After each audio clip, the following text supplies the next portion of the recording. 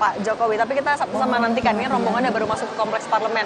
Mungkin sambil menunggu juga Mas Umam, kalau Mas Umam melihatnya kan tadi kalau Bang Andreas bilangnya plusnya infrastruktur fisiknya itu juga patut diapresiasi dalam perjalanan 10 tahun Pak Jokowi. Mas Umam, catatannya apa? Ya, yang disampaikan Bang Andreas saya pikir tadi sangat relevan ya, karena bagaimanapun juga salah satu capaian yang patut diapresiasi oleh pemerintahan saat ini, salah satunya adalah bagaimana kinerja pembangunan infrastruktur yang diyakini bisa menghadirkan trickle down effect dalam konteks pembangunan dan juga transformasi ekonomi ke depan. Karena infrastruktur itu adalah salah satu prasyarat dari transformasi ekonomi. Kita belajar dari negara-negara Asia Timur seperti Jepang, Korea Selatan, Taiwan, China. Infrastruktur itu memang harus diperkuat sebagai bagian dari prerequisite tadi itu ya dalam konteks developmentalism. Tetapi di saat yang sama ada satu hal yang tampaknya belum banyak disentuh, yaitu terkait dengan konteks penyiapan sumber daya manusia.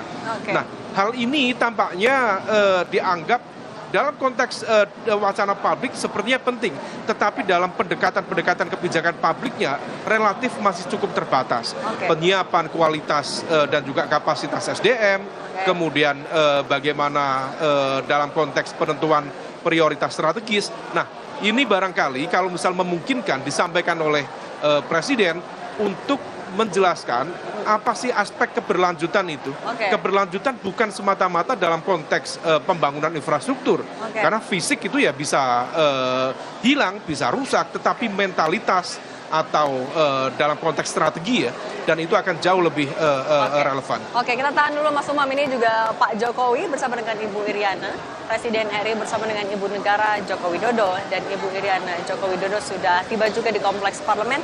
8:56 tadi ya, rombongan Presiden Jokowi sudah tiba. Tampaknya memakai, kalau ini pakaian adat Betawi bukan Mas Umam atau Bang Andreas? Iya, sepertinya lebih mirip dengan pakaian adat Betawi ini. Okay. Barangkali ini adalah sebagai sebuah simbol penghormatan terhadap Jakarta yang akan diakhiri statusnya sebagai ibu kota. Okay. Yang akan kemudian bergeser ke IKN Nusantara. Oke, Presiden Joko Widodo dan Ibu Iriana Joko Widodo bersama Wakil Presiden RI Maruf Amin bersama Ibu Muri Maruf Amin tiba di kompleks parlemen Jakarta, berfoto bersama terlebih dahulu bersama dengan pimpinan MPR, DPD, dan juga DPR RI. Cindy, saya boleh pamit ya? Oh, oke. Bang Andreas juga sudah siap-siap mau masuk ke dalam berarti ya? Mulai masuk lagi nih. Oke, siap. Bang Andreas, terima kasih kalau gitu ya, politisi senior PDI Perjuangan. Terima kasih Bang Andreas. Sehat selalu. Bang Andreas, good luck Bang.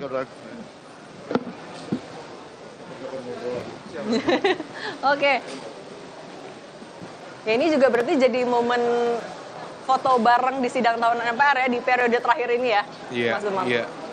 Ini tampaknya foto bersama dengan para pimpinan lembaga negara, dan ini menjadi simbol dari representasi kekuasaan eksekutif, legislatif, dan juga yudikatif. Oke, artinya ini dengan sudah hadirnya Presiden dan Wapres, ya semakin dekat waktu akan dimulainya sidang tahunan MPR RI. Tadi kita lanjutkan lagi, nah kalau itu kan apa yang jadi plus minusnya selama pemerintahan Pak Jokowi dan Pak Maruf Amin di setahun terakhir lah setidaknya. Mas Umam, di masa transisi pemerintahan antara Joko Widodo, Maruf Amin kepada Prabowo Subianto dan Gibran Raka Buming Raka, apa yang harus diperhatikan betul agar transisi itu berjalan mulus? Jangan sampai kan yang sering disampaikan Pak Jokowi jangan sampai malah mundur. Nah, apa yang harus dilakukan?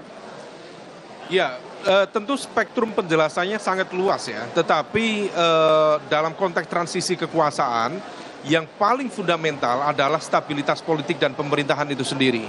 Nah, di dalam konteks ini tentu kemampuan kepemimpinan dari Pak Prabowo sebagai presiden terpilih tentu diharapkan bisa mengelola dengan baik, memanage dengan baik, sehingga tidak banyak riak-riak dan juga faksionalisme yang terjadi.